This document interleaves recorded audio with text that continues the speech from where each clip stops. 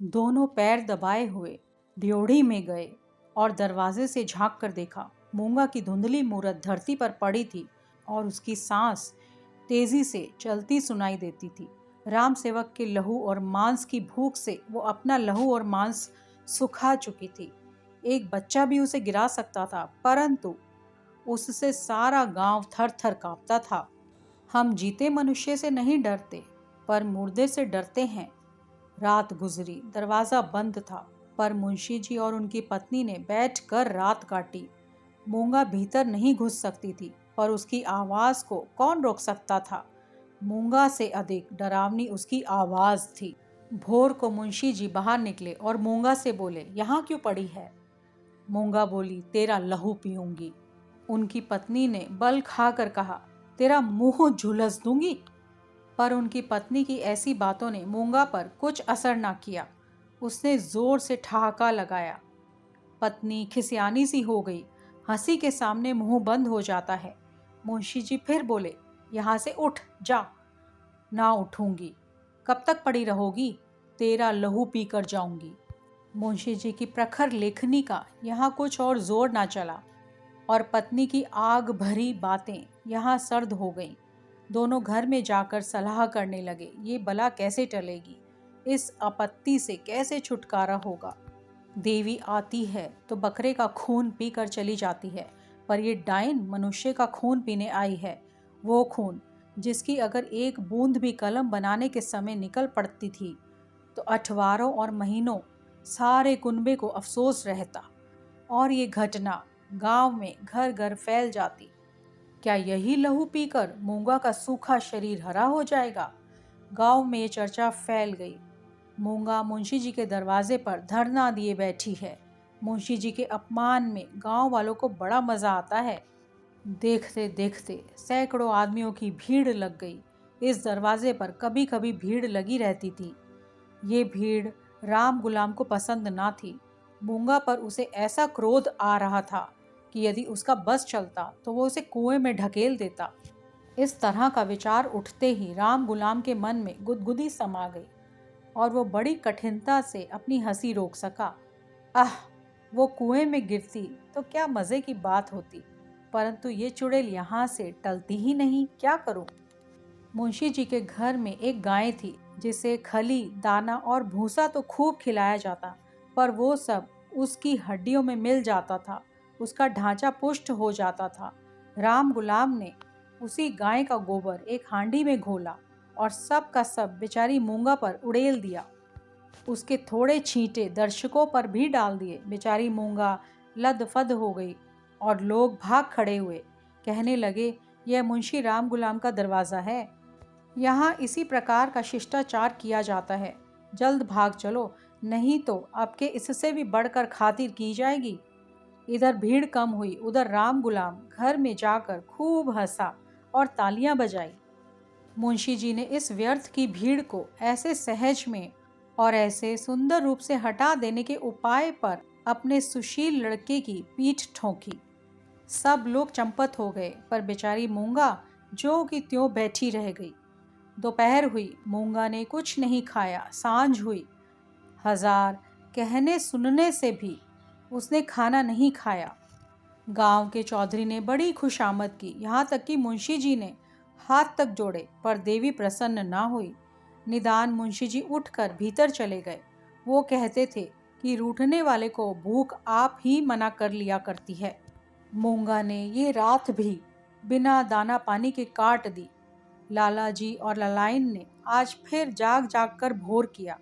आज मूंगा की गरज और हंसी बहुत कम सुनाई पड़ती थी। घर वालों ने समझा बला टली। सवेरा होते ही जो दरवाजा खोलकर देखा तो वो अचेत पड़ी हुई थी।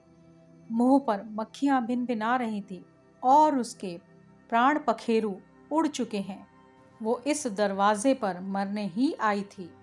जिसने उसके जीवन की जमा पूंजी हर ली थी, उसी को अपनी जान भी सौंप दी। अपने शरीर की मिट्टी तक उसकी भेंट कर दी। धन से मनुष्य को कितना प्रेम होता है। धन अपनी जान से भी ज्यादा प्यारा होता है, विशेषकर बुढ़ापे में। ऋण चुकाने के दिन ज्यों ज्यों पास आते जाते हैं, त्यों त्यों उसका ब्याज बढ़ता जाता है। ये कहना यहाँ व्यर्थ है कि गांव में इस घटना से कैसी हलचल मची और मुंशी राम सेवक कैसे अपमानित हुए। एक छोटे से गांव में ऐसी असाधारण घटना होने पर कितनी हलचल हो सकती और उससे अधिक ही हुई। मुंशी जी का अपमान जितना होना चाहिए था उससे बाल बराबर भी कम ना हुआ। उनका बचा खुचा पानी भी इस घटना से चला गया।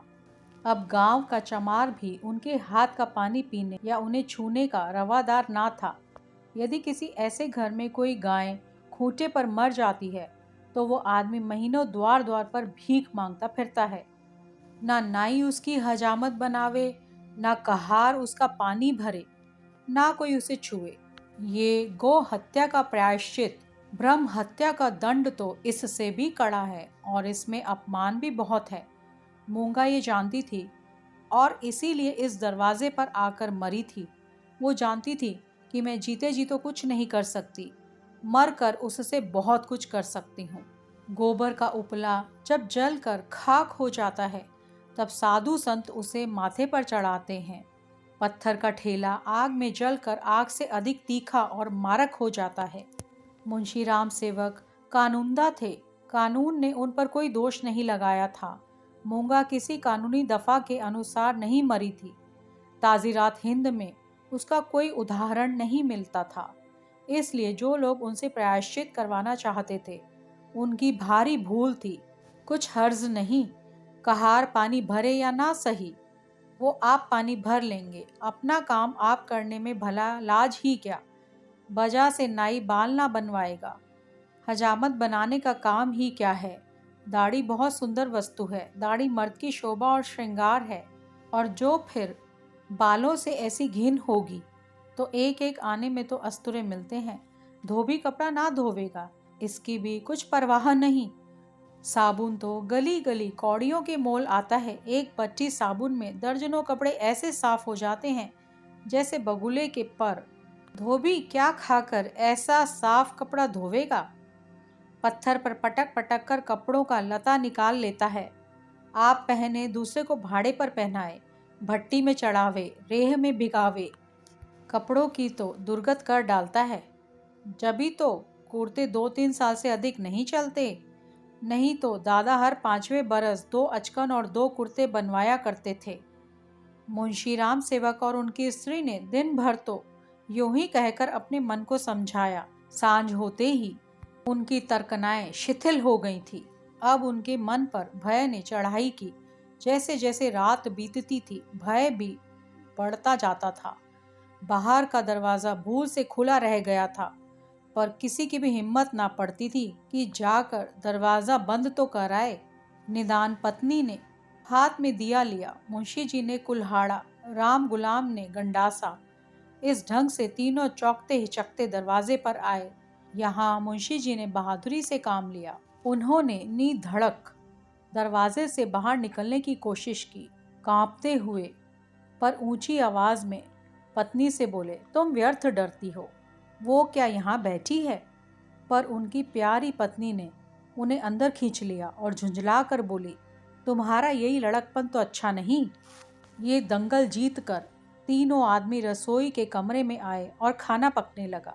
परंतु मूंगा उनकी आंखों में घुसी हुई थी। अपनी परछाई को देखकर मूंगा का भय होता था। अंधेरे कोनों में बैठी मालूम होती थी। वहीं हड्डियों का ढांचा, वही बिखरे हुए बाल, वही पागलपन, वही डरावनी आंखें। मूंगा का नख शिख दिखाई देता था। इस कोठरी में आटे दाल के कई मटके रखे हुए थे। वहीं कुछ पुराने चीथड़े भी पड़े हुए थे। एक चूहे को भूख ने बेचैन किया। मटकों ने कभी अनाज की सूरत भी नहीं देखी थी, पर सारे गांव में मशहूर था, इस घर के चूहे गजब के डाकू हैं। तो वो उन दानों की खोज में जो मटकों से कभी नहीं गिरे थे, रेंगता हुआ इस चीथड़े के नीचे आ निकला। कपड़े में खड़खड़ाहट हुई। फैले हुए चीथड़े मूंगा की पतली टांगें बन गई। पत्नी देखकर झिझकी और चीख उठी। मुंशी जी बदहवास होकर दरवाजे की ओर लपके। राम गुलाम दौड़कर उनकी टांगों से लिपट गया। चूहा बाहर निकल गया। उसे देखकर इन तीनों के होश ठिकाने हुए। अब मुंशी जी साहस करके मटके की ओर चले। पत्नी ने कहा, रहने भी दो, देख ली तुम्हारी मर्दानगी। मुंशी जी की इस दलील ने पत्नी को निरुत्तर कर दिया। कल दरवाजे के बाहर निकल जाना या निकलने की कोशिश करना साधारण काम ना था। जिसके साहस का ऐसा प्रमाण मिल चुका है, उसे डरपोक कौन कह सकता है। यह पत्नी की हठ धर्मी थी। खाना खाकर तीनों आदमी सोने के कमरे में आए, परंतु मूंगा ने यहाँ भी पीछा ना छोड़ा। बातें करते थे, दिल को बहलाते थे। पत्नी ने राजा हरदौल और रानी सारंधा की कहानियां सुनी। मुंशी जी ने फौजदारी के कई मुकदमों का हाल कह सुनाया, परंतु तो भी इन उपायों से भी मूंगा की मूर्ति उनकी आंखों के सामने से ना हटती थी। जरा सी भी खटखटाहट होती कि तीनों चौंक पड़ते। इधर पत्तियों में सनसनाहट हुई कि उधर तीनों के रोंगटे खड़े हो गए। रह रह कर एक धीमी आवाज धरती के भीतर से उनके कानों में आती थी, तेरा लहू पीऊंगी।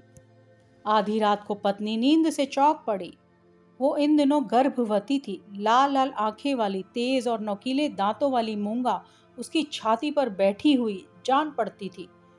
पत्नी चीख उठी, बावली की तरह आंगन में भाग आई और यकायक धरती पर चित्त गिर गई। सारा शरीर पसीने पसीने हो गया। मुंशी जी भी उसकी चीख सुनकर चौंके, पर डर के मारे आंखें ना खुली।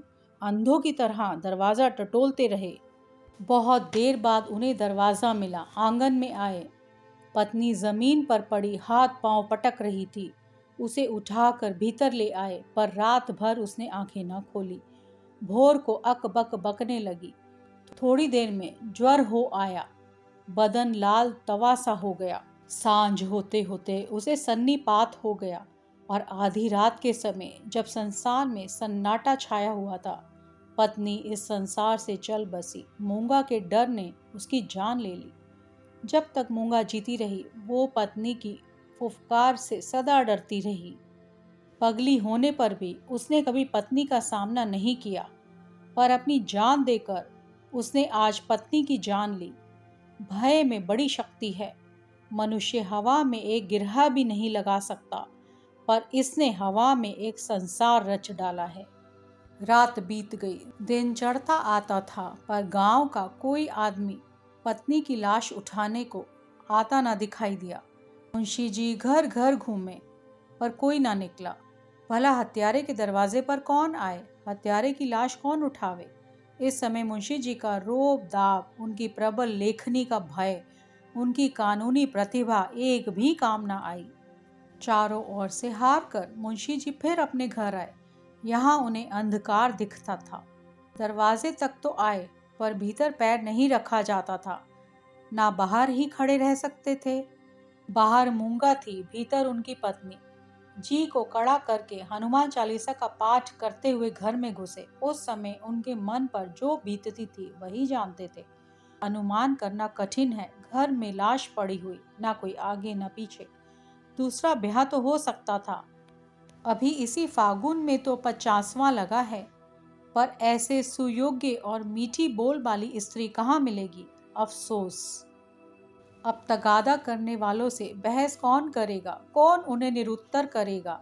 लेन देन का हिसाब किताब कौन इतनी खूबी से करेगा। किसकी कड़ी आवाज तीर की तरह तगादेदारों की छाती में चुभेगी। ये नुकसान अब पूरा नहीं हो सकता।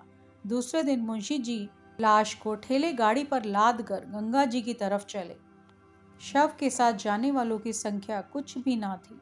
एक स्वयं मुंशी जी, दूसरे उनके पुत्र रत्न राम गुलाम जी। इस बेइज्जती से तो मूंगा की लाश भी नहीं उठी थी। मूंगा ने पत्नी की जान लेकर भी मुंशी जी का पिंड ना छोड़ा। उनके मन में हर घड़ी मूंगा की मूर्ति विराजमान रहती थी। कहीं रहते उनका ध्यान इसी और रहा करता था। यदि दिल बहलाव का कोई उपाय होता तो शायद वो इतने बेचैन ना होते, पर गांव का एक भी पुतला उनके दरवाजे की ओर ना झांकता था। बेचारे अपने हाथों पानी भरते, अपने ही बर्तन धोते। सोच और क्रोध, चिंता और भय, इतने शत्रुओं के सामने एक दिमाग कब तक ठहर सकता था। विशेषकर ये दिमाग जो रोज कानून के बहसों में खर्च हो जाता था। अकेले कैदी की तरह उनके 10-12 दिन तो ज्यों त्यों कटे। 14वें दिन मुंशी जी ने कपड़े बदले और बोरिया बस्ता लिए कचहरी चले। आज उनका चेहरा कुछ खिला हुआ था। जाते ही मेरे मुवक्किल मुझे घेर लेंगे, मेरी मातम पुरसी करेंगे। मैं आंसुओं की 2-4 बूंदें गिरा दूंगा। फिर मैं मानो रहन नामों और सुलह नामों की भरमार हो जाएगी। मुट्ठी गर्म होगी। शाम को जरा नशे पानी का रंग जम जाएगा, जिसके छूट जाने से जी और भी उचाट रहा था। इन्हीं विचारों में मग्न मुंशी जी कचहरी पहुंचे, पर वहां रहन नामों की भरमार और बैनामों की बाढ़ और मुवक्किलों की चहल पहल के बदले निराशा की रेतीली भूमि नजर आई। बस्ता खोले घंटों बैठे रहे, पर कोई नजदीक भी ना आया। किसी ने इतना भी ना पूछा कि आप कैसे हैं। नए मुवक्किल तो खैर, बड़े बड़े पुराने मुवक्किल जिनका मुंशी जी से कई पीढ़ियों से सरोकार था, आज उनसे मुंह छिपाने लगे। वो नालायक और अनाड़ी रमजान, जिसकी मुंशी जी हंसी उड़ाते थे और जिसे शुद्ध लिखना भी ना आता था, आज गोपियों का कन्हैया बना हुआ था। वाह रे भाग्य! मुवक्किल तो मुंह फेर चले जाते हैं, मानो किसी की जान पहचान ही नहीं। दिन भर कचहरी की खाक छानने के बाद मुंशी जी घर चले, निराशा और चिंता में डूबे हुए। ज्यों त्यों घर के निकट आते थे, मूंगा का चित्र सामने आ जाता था। यहाँ तक कि जब घर का द्वार खोला और 2 कुत्ते, जिन्हें राम गुलाम ने बंद कर रखा था, झपट कर बाहर निकले, तो मुंशी जी के होश उड़ गए। एक चीख मारकर वो जमीन पर गिर पड़े। मनुष्य के मन और मस्तिष्क पर भय का जितना प्रभाव होता है, उतना और किसी शक्ति का नहीं। प्रेम, चिंता, निराशा, हानि, ये सब मन को अवश्य दुखित करते हैं, पर ये हवा के हल्के झोंके हैं और भय प्रचंड आंधी है। मुंशी जी पर इसके बाद क्या बीती मालूम नहीं। कई दिनों तक लोगों ने उन्हें कचहरी जाते और यहाँ से मुरझाए हुए लौटते देखा। कचहरी जाना उनका कर्तव्य था, और यद्यपि वहाँ मुवक्किलों का अकाल था, तो भी तगादे वालों से गला छुड़ाने और उनको भरोसा दिलाने के लिए अब यही एक लटका रह गया था। इसके बाद कई महीने तक देख ना पड़े। बद्रीनाथ चले गए। एक दिन गांव में एक साधु आया, भूभत रमाए, लंबी जटाएं, हाथ में कमंडल। उसका चेहरा मुंशी राम सेवक से बहुत मिलता जुलता था। बोलचाल में भी अधिक भेद ना था। वो एक पेड़ के नीचे धुनी रमाए बैठा रहा। उसी रात को मुंशी राम सेवक के घर से धुआं उठा, फिर आग की ज्वाला दिखने लगी और आग भड़क उठी। गांव के सैकड़ों आदमी दौड़े, आग बुझाने के लिए नहीं, तमाशा देखने के लिए। एक गरीब की हाय में कितना प्रभाव है। उनका बेटा राम गुलाम मुंशी जी के गायब हो जाने पर अपने मामा के यहाँ चला गया और वहाँ कुछ दिनों तक रहा, पर वहाँ उसकी चाल ढाल किसी को पसंद न आई। एक दिन उसने किसी के खेत में मूली नोची। उसने 2-4 धौल लगाए। उस पर वो इस कदर बिगड़ा कि जब उसके चने खलियान में आए तो उसने आग लगा दी। सारा का सारा खलियान जल कर खाक हो गया। हजारों रुपयों का नुकसान हुआ। पुलिस ने तहकीकात की, राम गुलाम पकड़ा गया।